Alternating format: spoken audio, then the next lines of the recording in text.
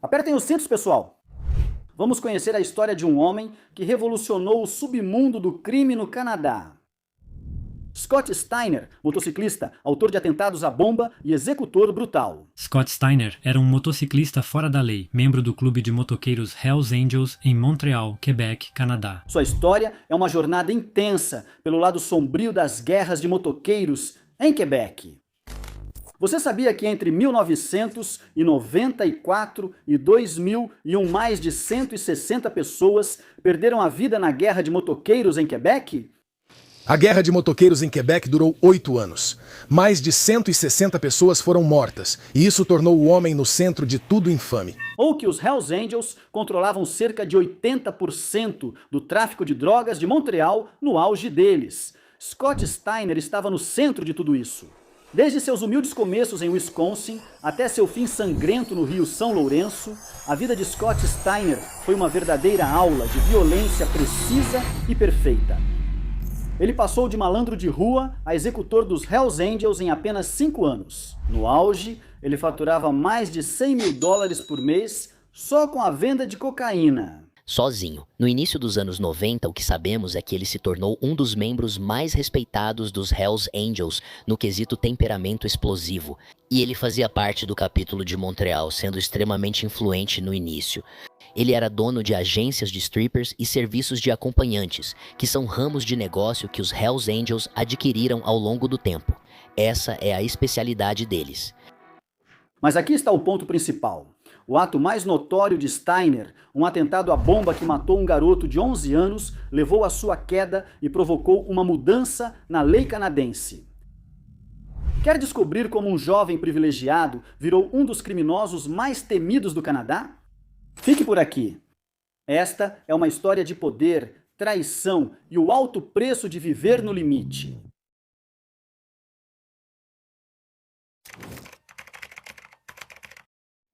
No interior, entre coalhada de queijo e cervejarias, o jovem Scott Steiner causava em Beloit, Wisconsin. Nascido em 1962, o ano em que John Glenn orbitou a Terra, Scott não era um garoto típico de cidade pequena. Nascido em uma família privilegiada, o jovem Scott tinha o mundo aos pés. Steiner nasceu em Bell Holt, Wisconsin, em uma família rica de classe média alta. Ele sabia se virar no futebol e na sala de aula, mas seu verdadeiro amor não eram livros nem esportes. Esse garoto, ele tinha outros planos. Apesar de crescer em um lar amoroso e ser mimado pelos pais, ele era visto como aluno inteligente, mas desinteressado nos estudos e frequentemente chamava a atenção pelo mau comportamento em sala. Aos 8 anos, a família Steiner fez as malas e se mudou para Montreal. Foi aqui, na terra da poutine e dos invernos rigorosos, que o lado rebelde de Scott realmente floresceu. Executivo sênior da empresa Beloas Corporation, e em 1970 ele foi transferido para o escritório da empresa em Montreal. Steiner passou então o resto de sua infância crescendo em Montreal. Ex-colegas de classe se lembram dele como um encrenqueiro com E maiúsculo, sempre testando os limites, mas incrivelmente charmoso quando queria ser. Aos 16 anos, Scott já mergulhava de cabeça no mundo das drogas. Primeiro haxixe, depois LSD. Foi ladeira abaixo. Scott descia a ladeira em alta velocidade. Aos 16 anos, Steiner começou a fumar haxixe e rapidamente experimentou LSD. Em 1980, com apenas 18 anos, os pais de Scott já tinham chegado ao limite. Eles o expulsaram de casa, sem saber que isso desencadearia eventos que abalariam o submundo canadense por completo. Mal sabiam eles que seu filho privilegiado estava prestes a se tornar um dos criminosos mais notórios do Canadá. A semente da rebelião havia sido plantada. Com 18 anos, ele já somava 3 condenações por tráfico. Ele largou a escola aos 18 anos e, por usar drogas, foi expulso de casa pelos pais. Ele se mudou para Vancouver, vivendo de assistência social enquanto traficava drogas. E nas ruas de Vancouver, isso estava prestes a se transformar em algo mortal. Vancouver, 1980. Enquanto o resto do mundo jogava Pac-Man, Scott Steiner estava jogando um jogo muito mais perigoso nas ruas. Ex-policiais de Vancouver se lembram dele como alguém que estava sempre um passo à frente, uma verdadeira ameaça à sociedade, mas com um dom inegável para a malandragem. Aos 21 anos, ele já havia acumulado várias condenações por infrações como roubo, agressão e posse de entorpecentes. Em apenas 5 anos, Scott passou de pequeno traficante a uma estrela em ascensão no submundo de Vancouver. Sua habilidade bilíngue o tornou essencial em uma cidade onde o tráfico de drogas cruzava barreiras linguísticas. Em 1985, ele já movimentava produtos no valor de dezenas de milhares de dólares por semana. Mas a ambição de Scott estava indo além do que sua sorte podia garantir. Em 1985, aos 23 anos, a sorte de Scott acabou. Ele tentou vender 2 quilos de PCP para um policial disfarçado da polícia montada, o que não foi nada inteligente.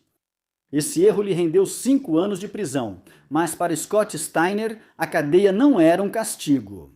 Em 1985, Steiner voltou para Quebec, onde foi preso em outubro por vender 2 quilos de PCP para um agente infiltrado da Polícia Montada Real do Canadá. Em dezembro do mesmo ano, ele se declarou culpado para evitar a deportação aos Estados Unidos e recebeu 5 anos de prisão. Foi uma oportunidade. O vigarista de rua estava quase conseguindo um diploma de pós-graduação no crime, e o submundo canadense não imaginava o que viria. Atrás das grades, Scott Steiner passou por uma transformação que faria Jekyll e Hyde parecerem amadores. Ele malhava, estudava o código de honra do crime e fazia contatos com os melhores do submundo. O Scott Steiner, que entrou na prisão em 1985, era muito diferente do homem que saiu em 1990.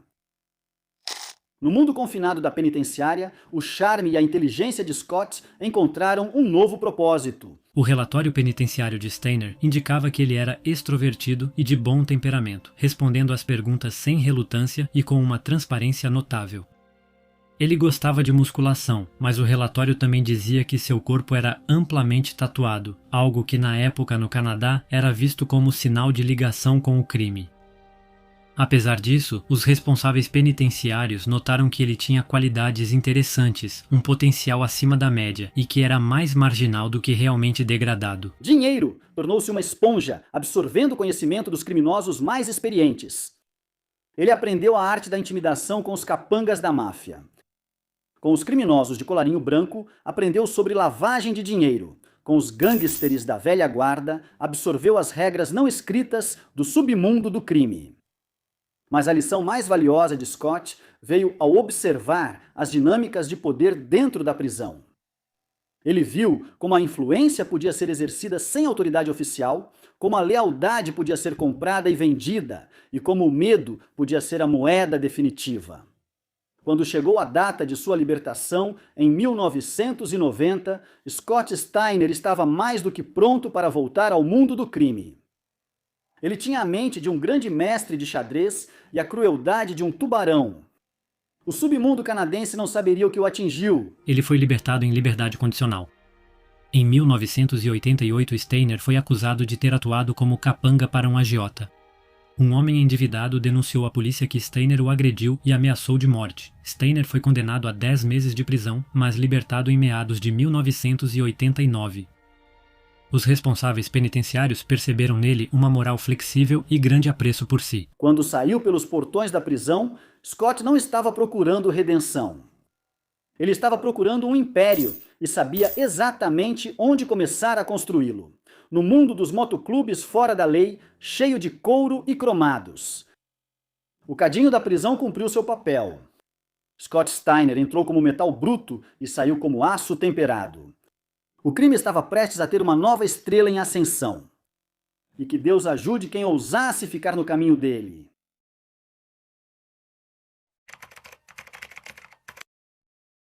– 1990, Montreal. Scott Steiner foi para as ruas com um plano que faria Maquiavel se orgulhar. Seu alvo, os Hells Angels. Em um mundo de couro e cromo, Scott viu uma oportunidade. Ele estava pronto para agarrá-la com ambas as mãos. Após ser libertado, Steiner passou a frequentar mais os Hells Angels. Bilíngue em francês e inglês, ele era considerado muito charmoso quando queria. Stenner tinha uma ficha criminal particularmente longa, com várias condenações por agressão, ameaças de morte e posse de armas. As habilidades bilíngues e o carisma de Scott o tornaram um recurso valioso no submundo do crime de Quebec. No início dos anos 90, Stenner entrou para o capítulo de Montreal dos Hells Angels, apadrinhado por Robert Tim Timegre Richard, um dos Hells Angels mais notórios de Quebec, conhecido por seu papel central no massacre de Lennoxville em 1985. Como muitos apelidos de motoqueiros, o apelido de Richard Tintimegre era irônico, pois ele era um homem enorme com apenas um olho. Ele podia negociar com gangues de rua francófonas pela manhã, conversar com fornecedores de drogas anglófonos à tarde, além de cuidar de suas agências de strippers e serviços de acompanhantes. No início dos anos 90, o que sabemos é que ele se tornou um dos membros mais conhecidos dos Hells Angels por ser cabeça quente. E ele fazia parte do capítulo de Montreal, sendo extremamente influente no início. Ele era dono de agências de strippers e serviços de acompanhantes, que são ramos de negócio que os Hells Angels adquiriram ao longo do tempo. Essa é a especialidade deles. Falamos de casas de striptease e acompanhantes, então nos referimos à indústria do sexo, certo? Eu não poderia terminar essa declaração sem acrescentar que ele também fazia parte de filmes pornôs, que ele filmava nessas propriedades. O mais infame deles que você deve encontrar.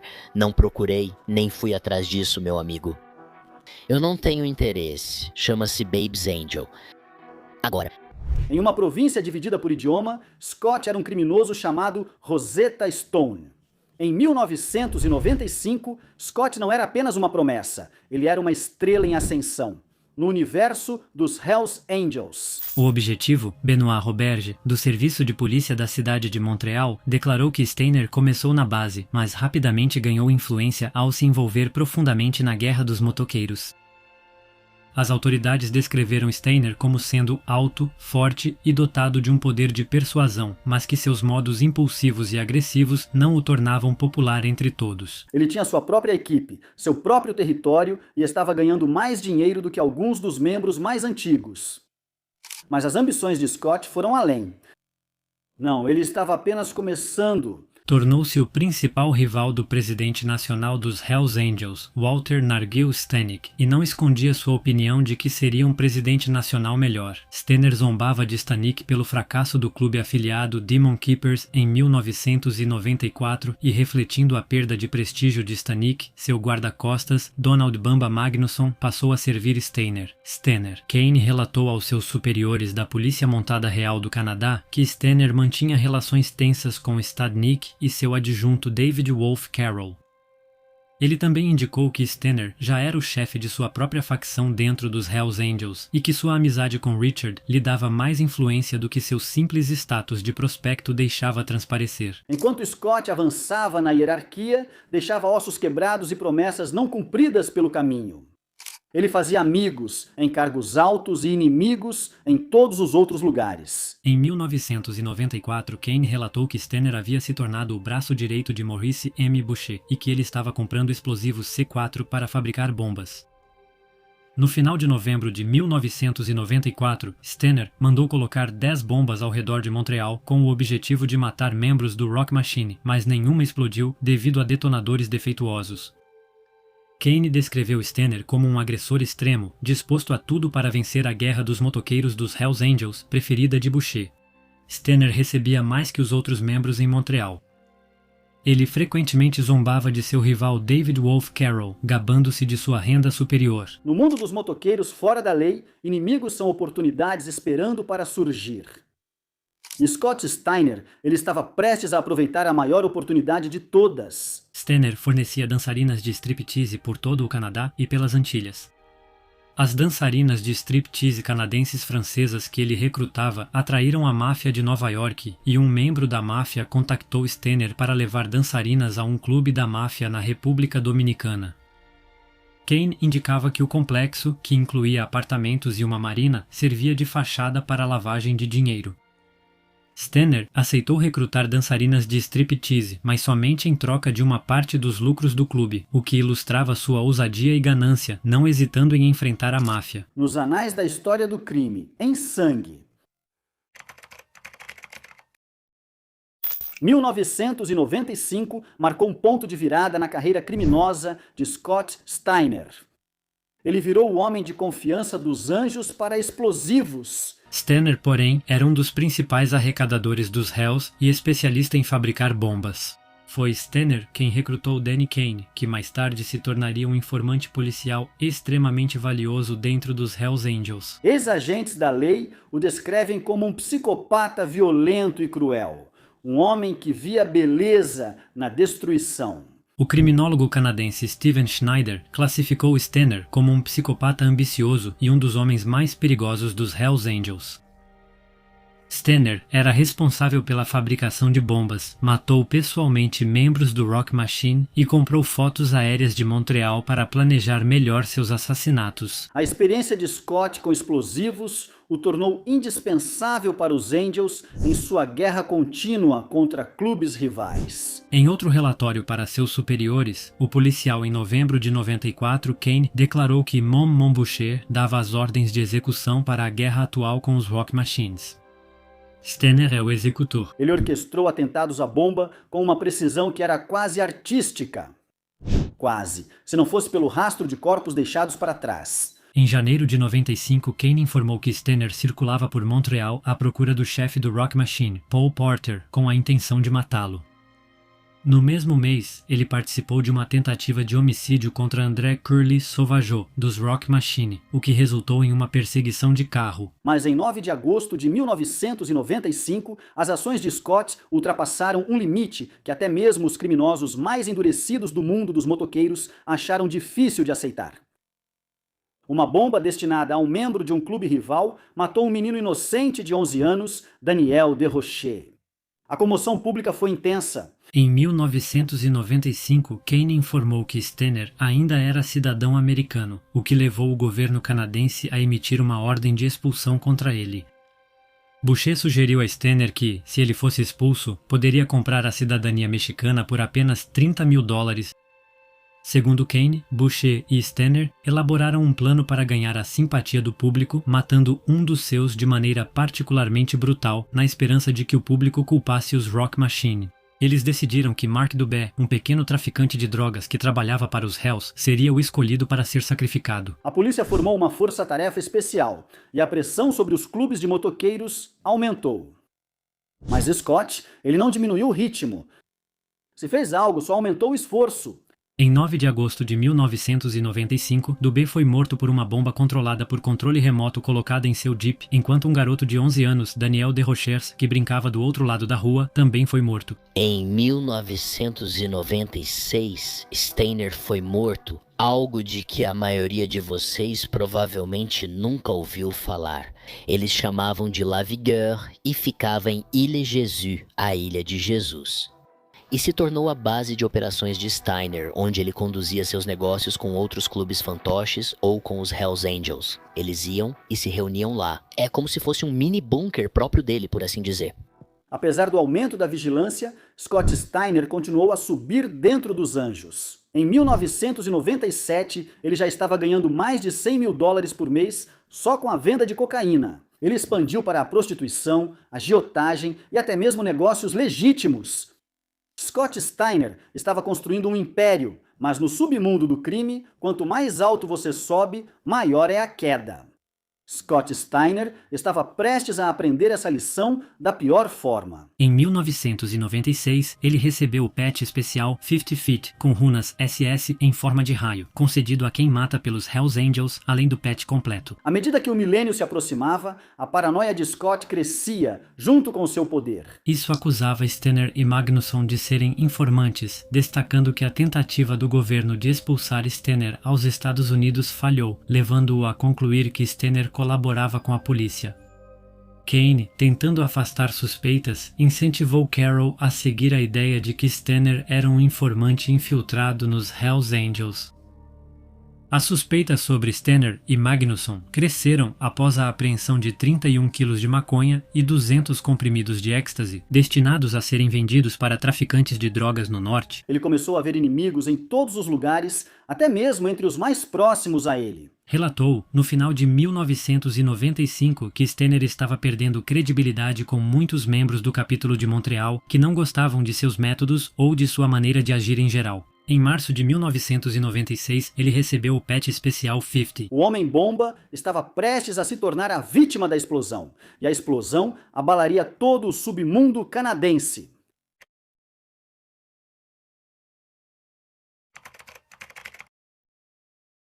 Em 1997.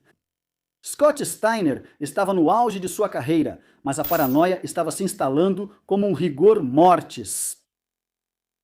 Ex-associados dizem que ele via inimigos por toda parte e não confiava em ninguém, nem na própria sombra.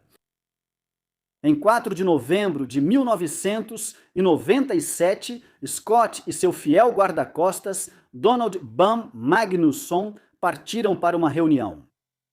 Eles nunca mais foram vistos com vida. É o seguinte, Scott Steiner tinha comprado aquela mansão e tinha acabado de ter um casamento glamouroso. Acredito que outros Hells Angels estavam lá. Bem, na noite de 1º de novembro de 1997, apenas algumas semanas após aquele casamento, adivinha só? Ele liga para Donald Magnusson. Magnusson era seu segurança e disse: "Ouça, cara, temos uma reunião para ir com nossos amigos. Temos igreja." Testemunhas dizem que Magnusson saiu daquela casa em lágrimas, mas os dois nunca mais voltaram. Meses depois, encontraram seus corpos boiando no rio São Lourenço, espancados e irreconhecíveis. Eles foram encontrados boiando no rio São Lourenço. Mais tarde, a promotoria, sem saber que Steiner já estava morto... A queda de Scott Steiner marcou o começo do fim da guerra de motoqueiros em Quebec. A vida e a morte dele levaram a mudanças significativas na lei canadense, incluindo novas legislações anti-gangues. O império do crime que ele construiu desmoronou como um castelo de cartas. No final, o legado de Scott Steiner é um conto de advertência. Um lembrete de que, no mundo dos motoqueiros fora da lei, a jornada pode ser emocionante, mas sempre chega ao fim. Às vezes esse fim vem mais rápido e duro do que você esperava. Agora, por que Steiner foi morto pelos Hells Angels? Essa parte é especulativa, mas ele teve o mesmo destino, golpes de martelo na cabeça. Isso mostra que as mortes deles foram pessoais, elas estavam carregadas de animosidade ou ódio. Se não fosse assim, por que não simplesmente atirar no cara e acabar com isso? Claramente, eles queriam punir a pessoa. Eles queriam fazê-lo sofrer e queriam que fosse algo próximo, bem pessoal. De garoto privilegiado a malandro de rua, de presidiário à realeza dos motoqueiros, a vida de Scott Steiner foi uma montanha russa de ambição, violência e, no fim, destruição. Essa notoriedade póstuma foi profunda, começando no momento em que seu corpo foi retirado do rio Saint Lawrence. Nesse momento, legisladores e agentes da lei perceberam a real extensão da influência das gangues de motoqueiros. Essa revelação foi o catalisador de mudanças radicais na abordagem do Canadá ao crime organizado. Porém, as consequências não se limitaram a histórias sombrias e repressão legal. Como um incêndio florestal permite novo crescimento, a queda de Scott abriu espaço para mudanças. A Guerra dos Motoqueiros de Quebec, que tirou mais de 160 vidas entre 1994 e 2001, finalmente começou a chegar ao fim. O público, chocado com a violência nas ruas, exigiu resposta. Esse clamor público levou à introdução de uma legislação de combate às gangues em 1997, dando às autoridades novas ferramentas para combater o crime organizado. Foi lá, nos corredores do poder e nas ruas de Montreal, que o verdadeiro impacto da vida e da morte de Scott Steiner foi sentido. Enquanto isso, o sonho de um Quebec mais seguro, livre do domínio dos clubes de motoqueiros, começou a tomar forma. No início dos anos 2000, Scott não era apenas uma lembrança, ele era um ponto de virada. Mas mesmo após a morte, sua história continuou a cativar e servir de alerta. Criminologistas estudaram sua ascensão e queda. Forças de segurança usaram suas táticas para prever e prevenir a violência de gangues, e o público permaneceu atento ao crime organizado. Com a chegada do novo milênio, Quebec e o Canadá seguiram em frente, para sempre transformados pelo homem que chamavam de Soja Henry. Espere! História errada. O homem chamado Rei dos Motoqueiros. A jornada de Scott Steiner havia terminado, mas o caminho que ele abriu continuou, um lembrete sombrio do preço da ambição desenfreada e do fascínio humano duradouro por aqueles que ousam viver no limite.